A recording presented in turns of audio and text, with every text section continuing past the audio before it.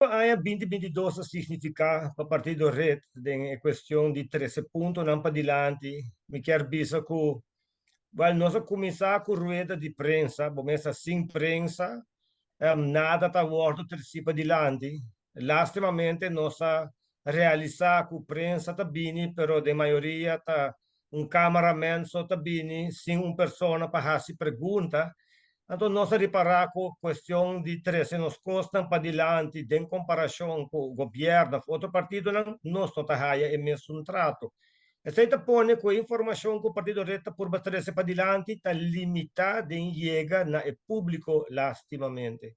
Assim mesmo, nós temos 13 diferentes pontos para diante, entre outros, custo de vida subindo durante a ano, diferentes ministros não den corte para corrupção, outra investigação não para corrupção de mandatário não na Holanda, entre outros, de partido não, entre outros, MEP, AVP. Nós reparar que durante 2022, mais governo mostra de ter nenhuma visão em lo absoluto como para generar placa dentro nossa economia que não está a base de subir imposto e vai chica e mesmo um pobre pueblo que também está brincando para vai adiante.